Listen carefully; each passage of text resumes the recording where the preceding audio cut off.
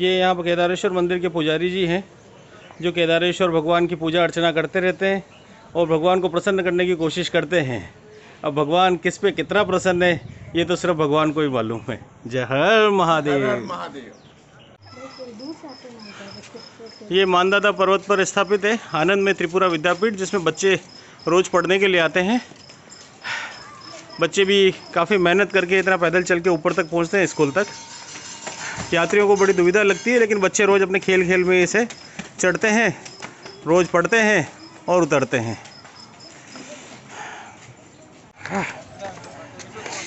ये परिक्रमा पथ है जिस पे हम चल रहे हैं। सभी यात्री मेहनत कर रहे हैं परिक्रमा करने के लिए, पुण्य पाने के लिए। ये परिक्रमा पथ पर स्थित है गायत्री मंदिर,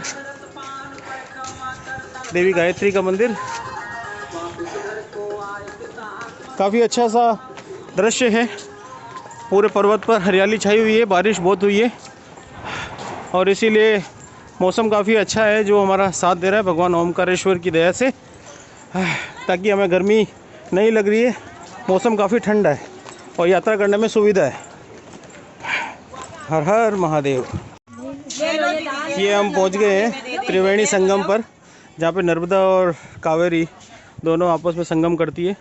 ये परिक्रमा पथ पर पड़ने वाला एक मेजर डिस्टेंस है, जहाँ पे यात्रीगण संगम में स्नान करते हैं। ये आप यहाँ का मार्केट देख रहे हैं जो परिक्रमा पथ पर व्यवस्थित है। काफ़ी अच्छी सी व्यवस्था यहाँ पे दी गई है यात्रियों के लिए, जो कि हर चीज़ यहाँ मिल सकती है। परिक्रमा पथ पर किसी भी चीज़ को साथ लाने की ज़रूरत नहीं है, आपको सभी तरीके की सुविधाएं इस परिक्रमा पथ पर मिलती है, जो यहाँ के स्थानीय लोगों द्वारा व्यवस्थित कराई जाती है। ये देखिए आप, ये पूरा मार्केट है त्रिवेणी पे। हाँ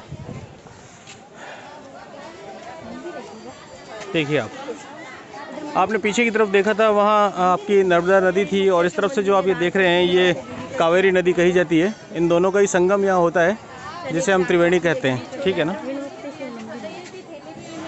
हाँ हाँ, यहीं पे आप जब देख रहे हैं संगम पे नीचे जाने से पहले ये ऋणमुक्तेश्वर का मंदिर है। यहाँ पे लोग दाल चढ़ाते हैं, जो कि यहाँ की विशेष प्रिय है भगवान को। और कहा जाता है पुराणों की मान्यता के हिसाब से कि यहाँ भगवान ऋणमुक्तेश्वर को अगर दाल चढ़ाई जाती है तो मनुष्य द्वारा किए गए सभी पापों का यहाँ पर प्रायश्चित होता है, ऐसी मान्यता है। और इसीलिए लोग जितने चावल के, चने के दाल के दाने चढ़ाते हैं, उतने जन्मों के पापों की मुक्ति उन्हें प्राप्त होती है। इसीलिए लोग इसी चाह के अंदर, धर्म की चाह के अंदर परिक्रमा पथ पर यात्रा करते हैं। धन्यवाद, आगे अपडेट देते हैं। ये जो आप देख रहे हैं ये संगम स्थान है, जहाँ पे नर्मदा और कावेरी दोनों का संगम होता है। यहीं लोग संगम के हिसाब से स्नान करते हैं, पुण्य अर्जित करते हैं, ऋणमुक्तेश्वर को दाल चढ़ाते हैं।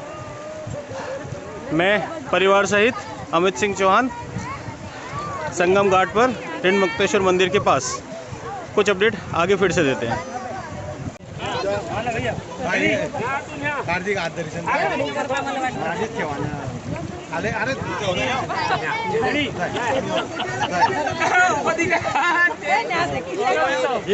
थांबले तू थोडीच काय बेटा, हळूहळू बस आहे ना काका,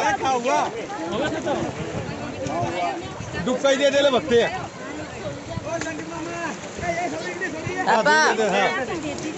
खाले पैस बेटा, खाले पैस, खाले बस हार दिला। हा बस थांब मार, खाले पैस कोमल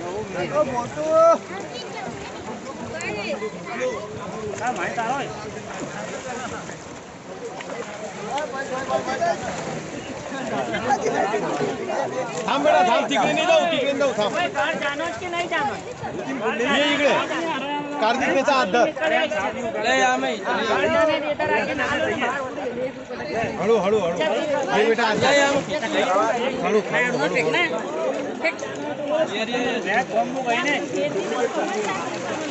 पापा, हळू कार्तिक, पापा इस साइड हो जाओ थोड़े।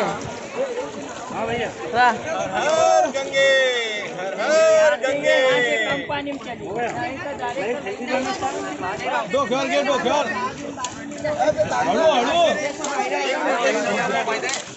हळू हळू, इकडे पाय ना। ये कुने ना ये चाल हलो ले या फोन करा या पत्थर थे हां या फोन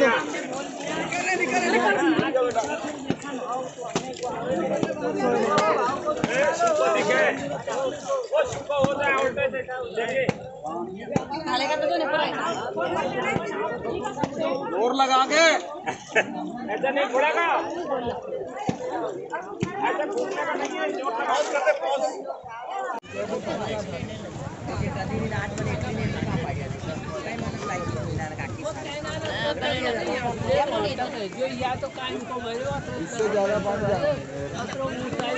ये संगम घाट है और हम स्नान वान करके घाट पे तैयार हो गए। अब ऋण मुक्तेश्वर मंदिर हम जाएंगे भगवान की पूजा करने के लिए। ये देखिए आप मेरे पीछे की तरफ जो बह रही है ये आपकी कावेरी नदी कही जाती है और इस तरफ जो आप पीछे की तरफ देख पा रहे हैं ये हमारी नर्मदा नदी है।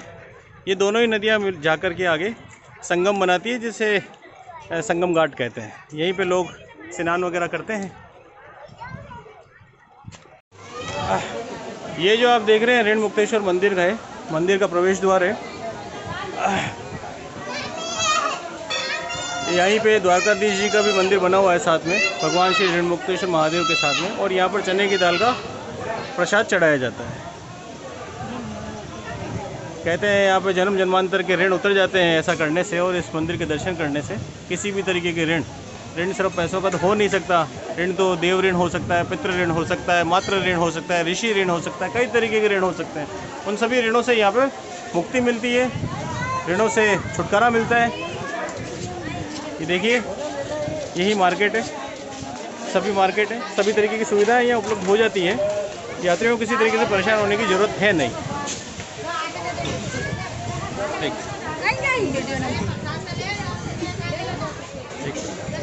सभी तरीके की सुविधाएं। और मैं कहूँगा जो भी यात्री ओंकारेश्वर दर्शन के लिए आते हैं उन्हें परिक्रमा पथ पर भी यात्रा करनी चाहिए। कई लोग सोचते होंगे कि बड़ी कठिन यात्रा होगी परिक्रमा पथ की, लेकिन जिस तरीके से मैंने अपने परिवार के साथ यात्रा करी है तो मुझे नहीं लगता है कि परिक्रमा पथ की यात्रा बहुत ज़्यादा कठिन है। ऋण मुक्तेश्वर मंदिर परिक्रमा पथ की यात्रा का सेंटर पॉइंट है। लोग यहाँ पहुँच कर के दर्शन करते हैं, स्नान करते हैं, दर्शन करते हैं, अपने ऋण उतारते हैं और यहीं से आगे की बची हुई यात्रा को पूर्ण करते हैं और यहीं से फिर अंत में जाकर के वापस से ओंकारेश्वर मंदिर पे दर्शन करते हैं, तब उनकी यात्रा को पूर्ण माना जाता है। धन्यवाद। बाकी कुछ अपडेट अगले कुछ समय में। ये भैया है मंदिर के जस्ट सामने ही अपने इन्होंने शॉप लगा रखी है। गरम नाश्ता ही मिलता है और इन्होंने तो मिर्ची बड़ा गरम था तो हमें खाने का पेशकश किया है, लेकिन हम जोधपुर वासी मिर्ची बड़ा खा नहीं सकते हैं तो ये कचौरी बनाते हैं गरम, यात्रियों को अच्छी नाश्ता पानी की सुविधाएं देते हैं। आपका नाम भैया? राजेश बोरा जी हैं ये, और मंदिर के जस्ट सामने ही इनका शॉप लगा हुआ है। आप चाय नाश्ता आकर के कर सकते हैं। धन्यवाद। ये रास्ता जो आप देख रहे हैं ये ऋण मुक्तेश्वर मंदिर है मेरे पीछे की तरफ। ये देखिए यहाँ पर यहीं से हम आए। अब ऋण मुक्तेश्वर तक जब आप चलते हैं तो नर्मदा नदी के सहारे चल पाते हैं, लेकिन ऋण मुक्तेश्वर के दर्शन करने के बाद में जब आप इस पथ पर चलते हैं तो ये जो आपको नदी दिख रही है इसे कावेरी नदी कहते हैं। कावेरी और नर्मदा दोनों नदियों का जो संगम है वही ऋण मुक्तेश्वर से आगे संगम पे होता है, जहाँ यात्री दर्शन कर या स्नान करते और उसके बाद में फिर दर्शन करते हैं। देखिए प्राकृतिक नज़ारों से ओतप्रोत है, मौसम सुहाना है, कोई गर्मी नहीं है, भगवान ओंकारेश्वर का आशीर्वाद है और मौसम हमारा साथ दे रहा है, मेरे परिवार के लिए साथ दे रहा है। देखिए ये लोग भी बड़े खुश हो रहे हैं यात्रा करते हुए क्योंकि मौसम इनका साथ दे रहा है।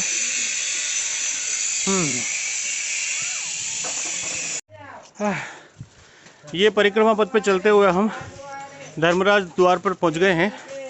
ये काफ़ी पुराना सा बना हुआ है। ये देखिए इसे धर्मराज द्वार कहा जा रहा है और ये इसकी इंस्क्रिप्शंस जो है धर्मराज द्वार की वो यहाँ लिखी हुई है। इसमें लिखा हुआ है पंचकोशी परिक्रमा मार्ग पर स्थित इस द्वार से संलग्न लगभग 4 किलोमीटर की चार दीवारें जो परमार शासकों ने 1वीं फर्स्ट शताब्दी में बनवाई थी। इस चहार के अंदर अनेकों परमार युगीन मंदिर निर्मित थे जिनके अवशेष आज भी दृष्टिगत हैं। मानदाता दुर्ग का पश्चिमी द्वार विशेष महत्व का था। पर्वतीय काल में भी इस द्वार की महत्वपूर्ण भूमिका रही। द्वारों के नाम उनमें संलग्न मूर्तियों के आधार पर रखे जाते थे। संभवतः इस द्वार में यम की मूर्ति संलग्न रही होगी, इसीलिए इस द्वार पस्तर खंडों से निर्मित है। इसमें सुरक्षा सैनिकों के लिए 2 लघु कक्षों का निर्माण कराया गया था। इन कक्षों में प्रवेश के लिए पस्तरों के सोपान बनाए गए हैं। ये द्वार परमाणकालीन अलंकृत स्तंभों पर आधारित है और आयुक्त पुरातत्व अभिलेखागार एवं संग्रहालय द्वारा ये डिस्क्रिप्शन यहाँ डाली गई है जो मध्य प्रदेश शासन भोपाल की तरफ से। ये देखिए,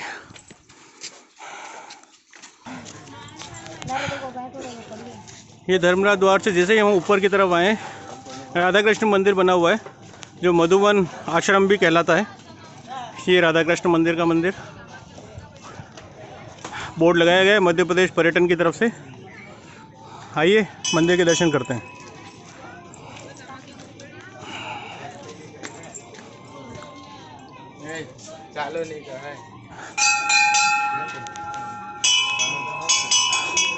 ये राधा कृष्ण मंदिर के अंदर का परिसर है।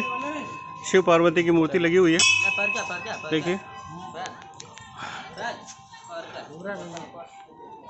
और ये राधा कृष्ण मंदिर है सामने।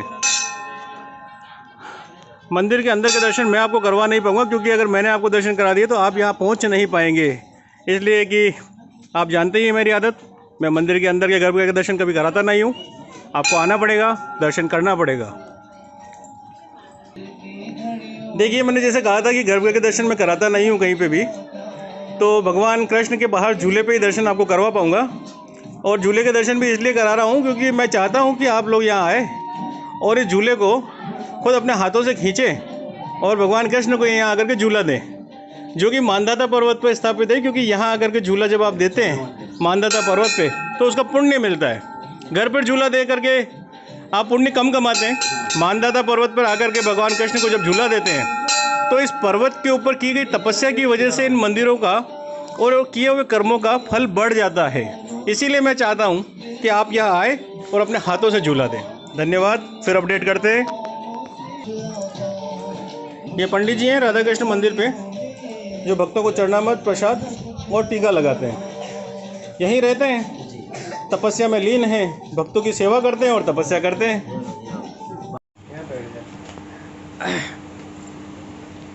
ये महाराज जी से मुलाकात हमारी हुई थी। मानदाता पर्वत पे ही इन्होंने अपनी तपस्या स्थली बना रखी है, यहीं तपस्या करते हैं। और महाराज जी का जो नाम है वो विजय शंकर पुरी जी महाराज इन्होंने बताया है और काफ़ी समय से ये मानदाता पर्वत पे तपस्या कर रहे हैं।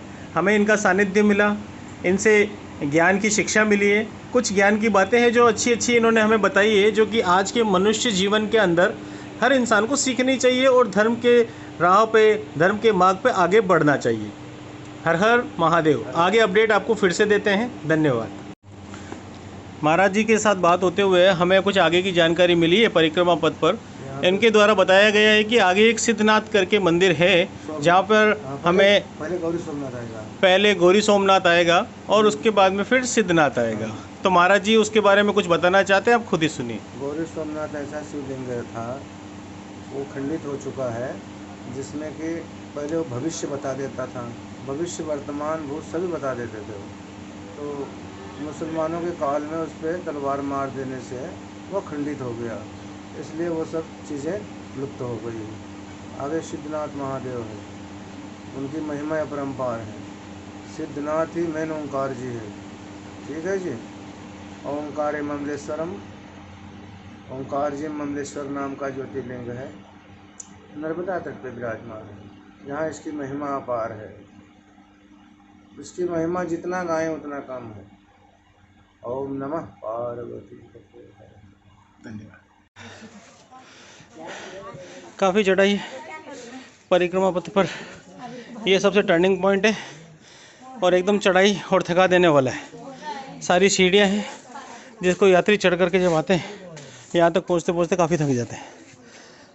चढ़ाई के एंडिंग पॉइंट पे आपको महादेव जी का ये स्थान मिलेगा, जहाँ भगवान विष्णु माता लक्ष्मी के साथ शेषनाग की शैया पर आराम से रेस्ट कर रहे हैं।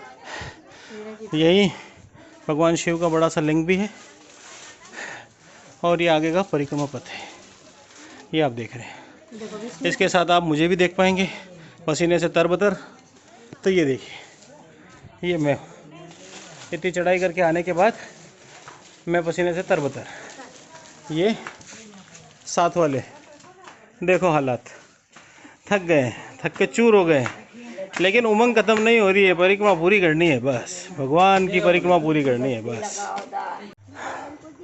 दोस्तों, परिक्रमा पथ पर ये माँ कालिका का मंदिर भी स्थित है।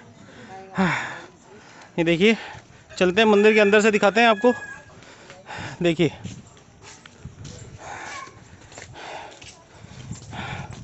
ये सारे मंदिर जो मैं आपको दिखा रहा हूँ ये आपकी सुविधा के लिए हैं। हाँ, वो भी इसलिए कि अगर कभी आप परिक्रमा पथ पर आए ओमकारेश्वर, तो आपको परिक्रमा किस तरीके से करनी है और किस किस तरफ आपको चलना है, इस सब की अपडेट के लिए मैं आपको सारे मंदिर के दर्शन करवा रहा हूँ। सो दैट आपको ध्यान रहे आगे के लिए कि कभी भी आप अगर आएंगे परिक्रमा पथ पर तो आपको इन मंदिरों के दर्शन करने। ये एक वे है, एक रास्ता है जो मैं आपको दिखा रहा हूँ। भगवान की दया से आए कभी भी इसी रास्ते को फॉलोअप करके परिक्रमा पथ पर आगे बढ़े। ये काली का मंदिर है, दिखाते हैं आपको। देखिए, ये है काली का मंदिर।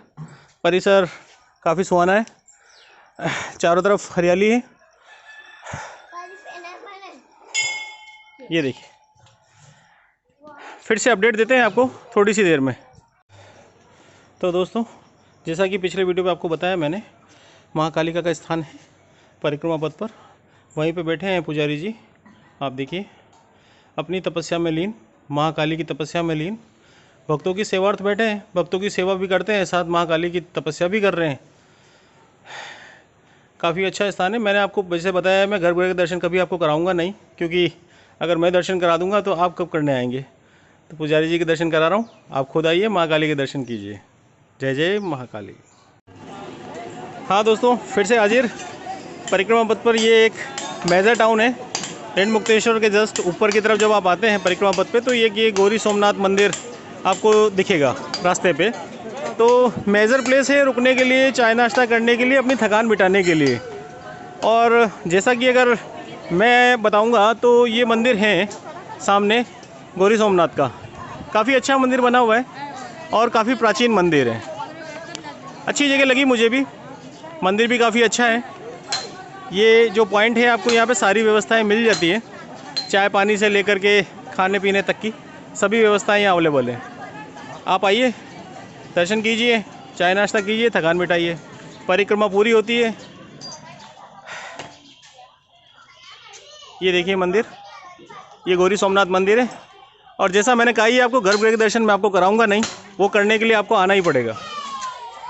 मैं मंदिर के बस बाहर बाहर से आपको दर्शन करा सकता हूँ। ये देखिए, ये गौरी सोमनाथ मंदिर। अपडेट देता हूँ फिर से। देखिए मंदिर, जैसा मैंने आपको बताया, मंदिर में दर्शन करने के बाद में पंडित जी से जैसा मुझे मिला है ज्ञान और जैसा पंडित जी से पता मिली है, जानकारी मिली है, तो ये मंदिर जो है किसी काल में पांडवों द्वारा बनवाया गया था। इस शिवलिंग के अंदर जो शिवलिंग है वो काफ़ी बड़ा पत्थर, नर्मदेश्वर पत्थर से निर्मित है। और पंडित जी द्वारा बताया गया है कि ये जो है पांडवों द्वारा किसी समय अज्ञातवास के अंदर बनाया गया है। जानकारी जिस तरीके से मिल रही है आपको अपडेट किया जा रहा है। जो भी जानकारी आगे मिलती है फिर अपडेट करता हूँ। दोस्तों, फिर से परिक्रमा पथ पर ये गौरी सोमनाथ मंदिर जो मैंने आपको बताया था, यहीं पे अपने श्री लेटे हनुमान जी का मंदिर है।